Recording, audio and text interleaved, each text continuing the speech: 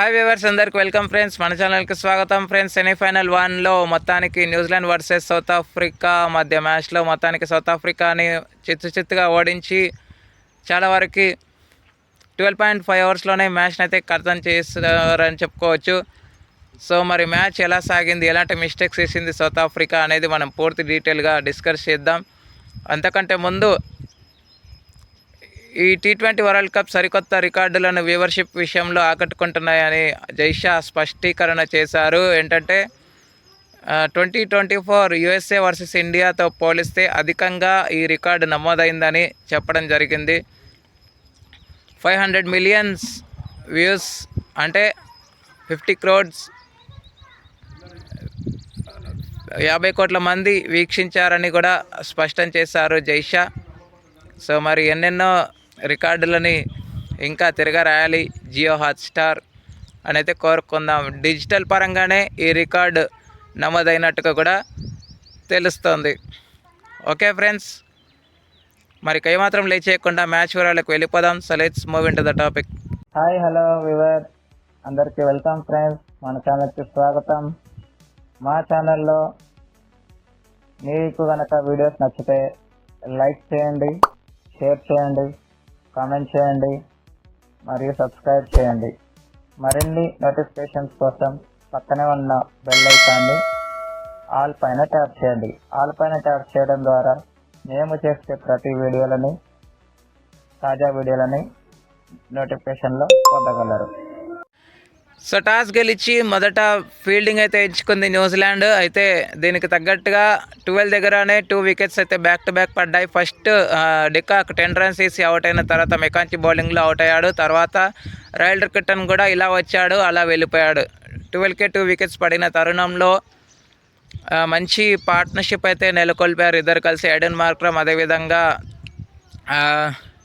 Brevis ఇద్దరు కలిసి మంచి పార్ట్నర్షిప్ అయితే నెలకొల్పారు. కాకపోతే అన్లైక్ ఎడెన్ మార్క్రమ్ అని చెప్పుకోవచ్చు. సెమీఫైనల్స్లో ఇన్ని రోజులు ఇంత మంచి ఇన్నింగ్స్ ఆడినటువంటి ఎడెన్ మార్క్రమ్ నిన్న మాత్రం రెచ్చిపోలేకపోయాడని చెప్పుకోవచ్చు.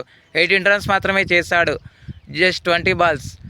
సో తను అవుట్ అయిన తర్వాత 43 runs పార్ట్నర్షిప్కి బ్రేక్ పడింది. 43 runs పార్ట్నర్షిప్కి బ్రేక్ పడిన తర్వాత మిల్లర్కి ఒక ఆపర్చునిటీ వచ్చింది. మిల్లర్ వచ్చిన తర్వాత మిల్లర్ ఆపర్చునిటీని గ్రాప్ చేసుకోవడంలో విఫలమయ్యాడని చెప్పుకోవచ్చు. సో టోటల్గా 6 runsకి కూడా తను కూడా పెవిలియన్కి క్యూ కట్టిన వెంటనే బ్రెవిస్ కూడా 34 runs వేసి అవుట్ అయ్యాడు. 34 runs వేసి అవుట్ అయిన తర్వాత 77కే ట్రబుల్లో ఉంది సౌత్ ఆఫ్రికా. ఈ క్రమంలో క్రిస్టియన్ స్టాప్స్ అదేవిధంగా మార్కో యాన్సన్ ఇద్దరు కలిసి ఫస్ట్ అయితే అప్లై చేశారు పిచ్కి, అడాప్టబిలిటీ కూడా చేసుకున్నారు. తర్వాత ఎప్పుడైతే వాళ్ళు సెట్ అవుతున్నారు అని వాళ్ళు గ్రహించారో, హిట్ మీ బాల్ అని ఎప్పుడైతే స్లాట్లో వేశారో 17th over దగ్గర నుంచి మొత్తం మొమెంటం అంతా సౌత్ ఆఫ్రికా వైపు వెళ్ళిపోయింది. ఎందుకంటే 15th over 16th over వరకు న్యూజిలాండ్ గేమ్లోనే ఉంది. బట్ ఎప్పుడైతే ఆ స్లాట్లో పడిన బాల్ 6 అయితే ఉందో అక్కడ నుంచి మొమెంటం అనేది మారిపోయింది.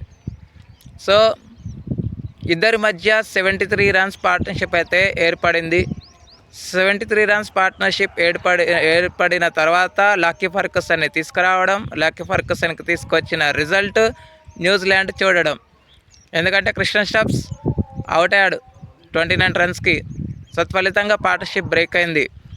ఆ తర్వాత మొమెంటం ఏమైనా పోతుందా అనుకుంటే లేదు, ఎందుకంటే అక్కడ సెట్ బ్యాటర్ ఉన్నారు మార్కో యాన్సన్. కాబట్టి వికెట్ పడిన ఓవర్లోనే లక్కీ ఫర్గసన్కి లాస్ట్ 2 balls 2 sixers తగిలాయి.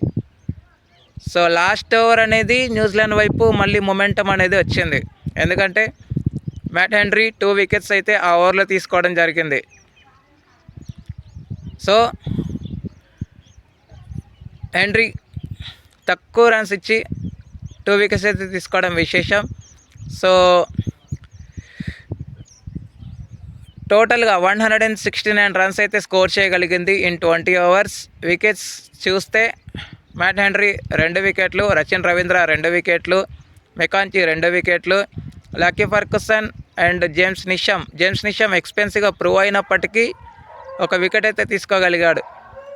ఓకే, అనంతరం లక్ష్య ఛేదన ఆరంభించిన న్యూజిలాండ్కి మాత్రం ఎడాపెడా బౌండరీస్ అయితే వాయించి పెట్టారని చెప్పుకోవచ్చు సౌత్ ఆఫ్రికాకి. ఎక్కడ కూడా ఆన్సర్స్ అనేవి లేవు సౌత్ ఆఫ్రికాకి. అయితే 11 దగ్గర మంచి క్యాచ్ అయితే జారవిడ్చారు, అది కూడా ఫిల్సాల్ట్ది,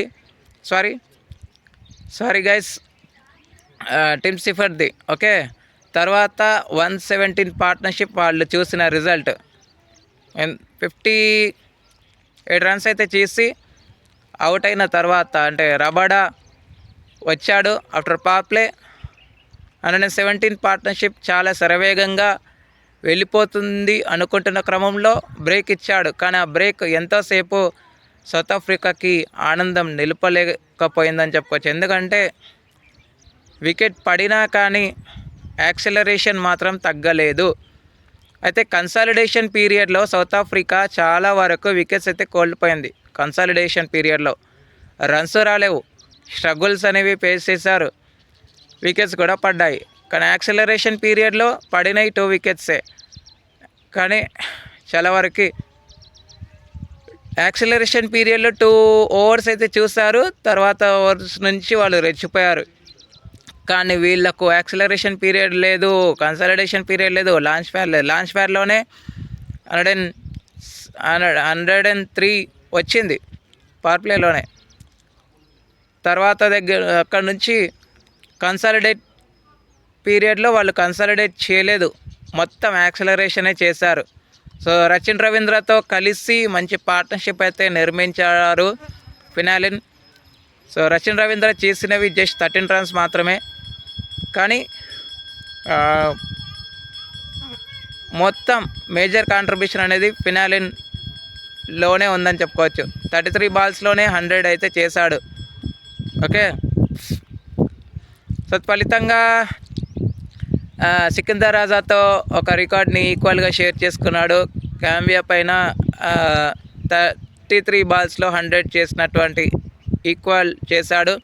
డాట్ బాల్స్ పరంగా విరాట్ కోహ్లీని ఈక్వల్ చేశాడు, 3 డాట్ బాల్స్, అంటే తన ఆడిన ఇన్నింగ్స్లో. అండ్ కొన్ని రికార్డ్స్ కూడా నెలకొల్పాడు అని చెప్పుకోవచ్చు. అండ్ ఇక పోతే ఎక్స్ట్రాస్ పరంగా మనం మాట్లాడితే న్యూజిలాండ్ ఎక్స్ట్రాస్ అయితే ఇచ్చింది, కానీ దాన్ని కవర్ చేసుకుంది. 14 ఎక్స్ట్రాస్ అయితే ఇచ్చింది, కానీ సౌత్ ఆఫ్రికా జస్ట్ 2 ఎక్స్ట్రాస్ మాత్రమే ఇచ్చింది. సో సౌత్ ఆఫ్రికా వాళ్ళు నో బాల్ని కూడా యూటిలైజ్ అయితే చేసుకోలేదు. ఒకవేళ చేసుకుంటే ఇంకా 38 రన్స్ అయినా ఎక్కువ అయ్యేదేమో. కానీ గ్రేట్ గైస్, ఎందుకంటే ఆ క్రమంలో 150 వస్తుందా అనుకున్న క్వశ్చన్ మార్క్స్ అయితే చాలామందికి రేజ్ అయ్యాయి. సో వాటిని అన్నిటిని పటాపంచలు చేస్తూ 20 ఓవర్స్లోనే 169 రన్స్ అయితే స్కోర్ చేశారు. మంచి టార్గెట్ పుటప్ చేశారు, కానీ ప్రెషర్ మాత్రం సౌత్ ఆఫ్రికాకి పడింది. ఓకే, ఇక player of the match award అయితే no doubt no surprise guys ఫినాలిన్కే వరించింది. అండ్ ఇకపోతే ఈరోజు second semifinals India versus England. So India చాలా వరకు ఫీల్డింగ్ డిపార్ట్మెంట్లో తేలిపోతుంది. మరి ఫీల్డింగ్ డిపార్ట్మెంట్ బాక్సెస్ అన్ని టిక్ చేయాలి, క్యాచింగ్ ఎఫిషియన్సీ, వచ్చిన క్యాచ్లని పట్టుకోవాలి అని అయితే మనస్ఫూర్తిగా కోరుకుందాం. అండ్ వాంకడే గురించి మనకి తెలియాల్సిన అవసరం లేదు, ఎందుకంటే ఎంతోమంది ఇక్కడ ఎన్నో గేమ్స్ కూడా ఆడారు కాబట్టి పిచ్ కండిషన్స్ అన్నీ అలవాటు పడిన కండిషన్సే, బౌన్స్కి అలవాటు పడిన కండిషన్సే, నెట్ ప్రాక్టీస్లు కూడా జరిగాయని తెలుస్తుంది. మరి ఈరోజు అన్ని బాక్సెస్ని టిక్ చేయాలి టీమిండియా అని అయితే మనం అందరం మనస్ఫూర్తిగా కోరుకుందాం. అండ్ ఇంగ్లాండ్ పైన పైచేయి సాధించి ఫైనల్కి వెళ్ళాలని కోరుకుందాం. Okay friends, thank you. And batting పరంగా కూడా చాలా మంచి నాక్స్ కూడా రావాలి అని అయితే కోరుకుందాం. స్పిన్నర్లది ప్రధాన భూమిక ఉంటుంది, దీంట్లో ఎటువంటి సందేహం లేదు. మరి స్పిన్నర్స్కి అగెన్స్ట్ ఇంగ్లాండ్కి అంత ట్రాక్ రికార్డ్ అయితే బాగలేదు కాబట్టి అలా అని చెప్పేసి మనం ఓవర్ కాన్ఫిడెన్స్తో వెళ్ళకపోవడమే మరీ మంచిది, ఓవర్ ఎక్స్పెక్టేషన్స్ పెట్టుకోకపోవడమే మరీ మంచిది. Okay, thank you friends. ఇలాంటి అప్డేట్స్ కోసం ఛానల్ని సబ్స్క్రైబ్, షేర్, లైక్, కమెంట్ చేయండి. మరొక అప్డేట్తో మీ ముందు ఉంటాను ఫ్రెండ్స్. అంతవరకు సెలవు, నమస్కారం.